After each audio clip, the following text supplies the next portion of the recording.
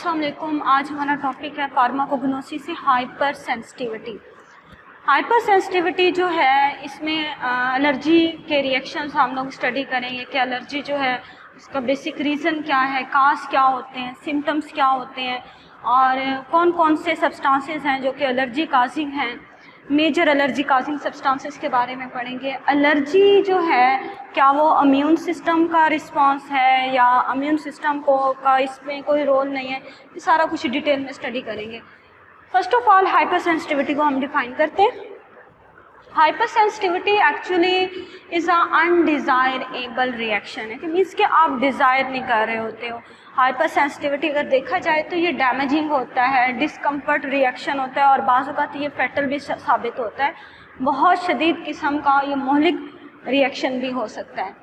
इसके अलावा अगर हम बात करें तो ये अल्टर्ड और चेंज रिएक्शन होता है। आपकी बॉडी के अंदर एक चेंज रिएक्शन प्रोड्यूस होता है और which is produce by the normal immune system. वैसे आपका सिस्टम इम्यून सिस्टम नॉर्मल होता है। आप बाकी अगर इम्यून सिस्टम की अगर बात करें, आपके अंदर कोई पैथोजेंस इंटर होते हैं, कोई बैक्टीरिया वायरस वगैरह, तो वो उसके खिलाफ जो है वो नॉर्मली बिहेव करेगा, उसके खिलाफ एंटीबॉडीज़ बनाएगा।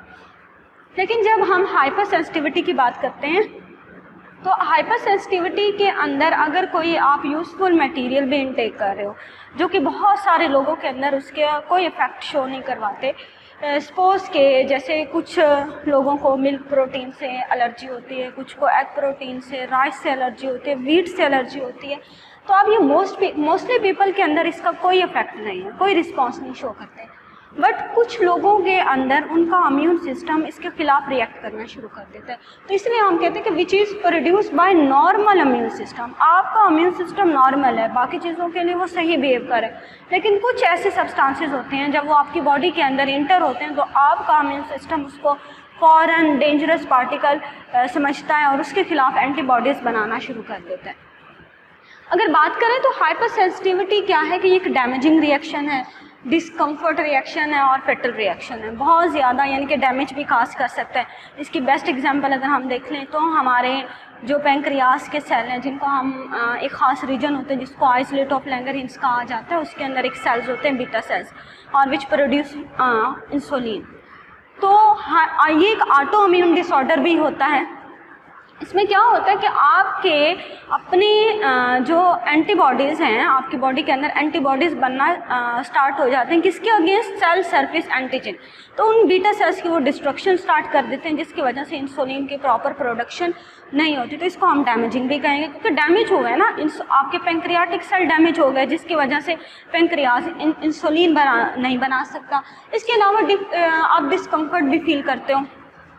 सपोज करें कि आपको एलर्जी होती है, आपको हाइव्स बनते हैं, या इसके अलावा आपको गैस्ट्रोइंटेस्टिनल ट्रैक्ट की एलर्जी होती है जिसमें ब्लोटिंग होता है, एब्डोमिनल पेन होता है या फिर इचिंग स्टार्ट हो जाती है, तो ये डिस्कम्फर्ट भी रिएक्शन है। फेटल रिएक्शन क्या होता है कि बाज़ औक़ात एलर्जी इतनी शदीद किस्म की होती है कि वो आपके पूरे सिस्टम को कोलैप्स कर लेती है, जिसमें सबसे ज़्यादा अफेक्ट होते हैं रिस्पायरेटरी सिस्टम या सर्कुलेटरी सिस्टम। तो जब ये सिस्टम कोलैप्स हो जाएंगे तो ऑब्वियसली वो बहुत ज़्यादा मोहलिक जो है वो साबित हो सकता है। हाइपर सेंसिटिविटी की अगर हम बात करें कि इसको सबसे पहले ये टर्म इंट्रोड्यूस किसने करवाई, तो ये जो साइंटिस्ट जिसने इस टर्म को इंट्रोड्यूस करवाया उसका नाम है वॉन परक्यूट। और ये टर्म इंट्रोड्यूस कब हुई हाइपर सेंसिटिविटी, 1906 में ये इंट्रोड्यूस हुई थी। अब हाइपर सेंसिटिविटी का जो बेसिक काज हैं, जो रीज़न्स हैं जिनकी वजह से हाइपर सेंसिटिविटी होती हैं, या वो सब्सटेंसेस जो कि आपकी बॉडी के अंदर एलर्जिक रिएक्शन इंड्यूस करवाते हैं, वो सब्सटेंसेस हैं क्या, एक्चुअली मोस्टली वो किस चीज़ के बने हुए हैं, तो उन सब्सटेंसेस को हम बोलते हैं एलर्जेंस। एलर्जेंस क्या होते हैं, the foreign substances that provoke allergic reaction.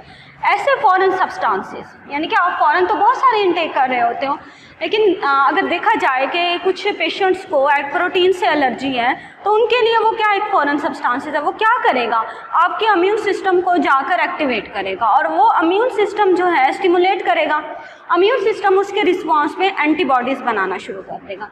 तो कोई भी फॉरेन सब्सटेंसेस है कि जो कि एलर्जिक रिएक्शन प्रोड्यूस करता है, ऐसे सब्सटेंसेस जो एलर्जी प्रोड्यूस करते हैं वो कहलाते हैं एलर्जेंस।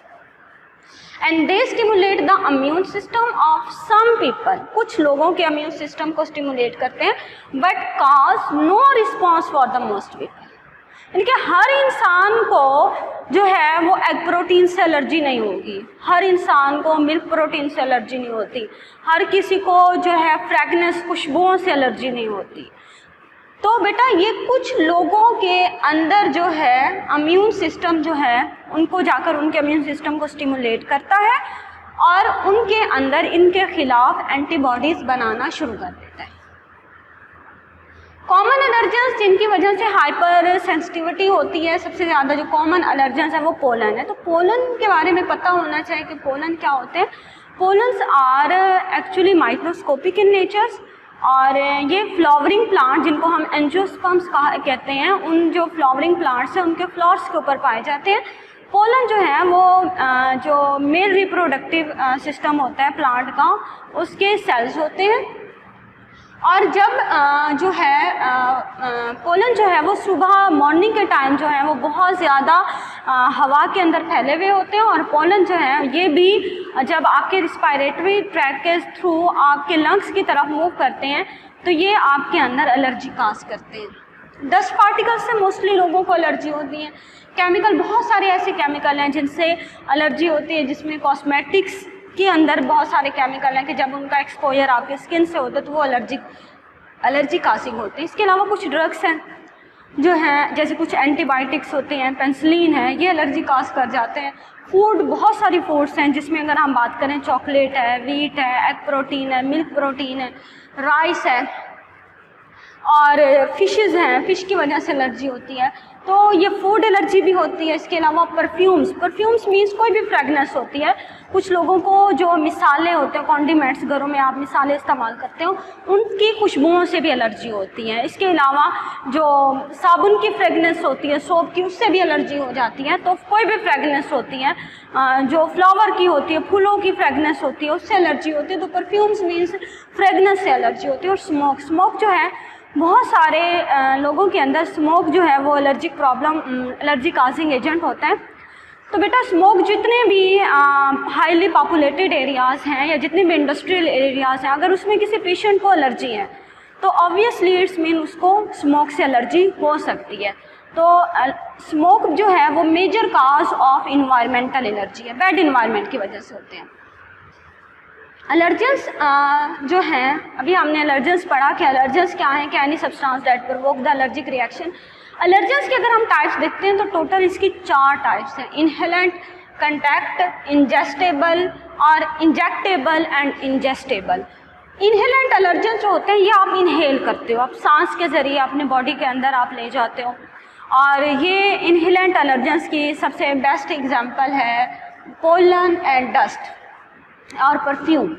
ये आप सांस के रास्ते जो है अपने बॉडी के अंदर ले जाते हो, जिसमें ये आपके लंग्स के अंदर जाते हैं और लंग्स में जाकर जो है लंग्स के जो ब्रोंकाई और ब्रोंक्यूल्स होते हैं उनको कंस्ट्रिक्ट कर देते हैं, जिसकी वजह से हवा का पैसेज स्टॉप हो जाता है और आप जो है सांस लेने में दुश्वारी महसूस करते हो।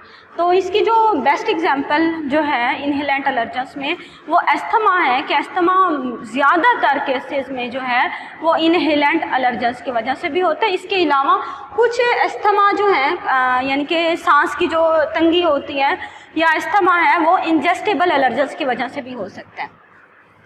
कंटैक्ट एलर्जेंस में क्या है कि आपकी स्किन के थ्रू कंटैक्ट कर सकते हैं, वो कोई आप ऑइंटमेंट यूज़ कर रहे हो, कॉस्मेटिक्स के से भी हो सकता है, ज्वेलरी वगैरह, उससे एलर्जी होती है। और इंजेक्टेबल होते हैं, ये आपकी स्किन के अंदर इंजेक्ट हो, जैसे इंसेक्ट स्टिंग हो गए या इंजेक्शन वगैरह हैं, वो उनसे एलर्जी जो है वो इंजेक्टेबल एलर्जेंस कहलाते हैं। जब भी कोई एलर्जेंस आपकी बॉडी के अंदर एंटर होता है वो आपके इम्यून सिस्टम को स्टिमुलेट करता है और इसके रिस्पॉन्स में आपका इम्यून सिस्टम रिएक्शन शो करता है। अब रिएक्शन क्या शो करता है, वो रिएक्शन के तौर पर एंटीबॉडीज़ बनाता है। अब एंटीबॉडीज़ क्या होती हैं, एंटीबॉडीज़ एक्चुअली प्रोटीन्स होती हैं, टाइप ऑफ प्रोटीन्स, इम्यूनोग्लोबुलिन्स होते हैं। अब ये एंटीबॉडीज़ जो हैं उस वक्त बनती हैं जब कोई एलर्जेंस आपकी बॉडी में एंटर हुआ, उसने आपके इम्यून सिस्टम को स्टिमुलेट किया। तो immune system produce antibody when it detect harmful substances called antigens. Antigens means allergens. आपका इम्यून सिस्टम कब एंटीबॉडीज़ बनाएगा? जब वो कोई एंटीजन को डिटेक्ट करेगा, कोई हार्मफुल सब्सटेंस जिसको वो एंटीजन के तौर पर ले रहा होगा, जब वो उसको डिटेक्ट करेगा तो आपका इम्यून सिस्टम उसके रिस्पॉन्स में एंटीबॉडीज़ बनाएगा। एंटीबॉडीज़ की बहुत सारी टाइप है, IgE, IgG, IgM, IgA जो है, ये इंशाल्लाह हम नेक्स्ट लेक्चर में कंप्लीट डिटेल में करेंगे।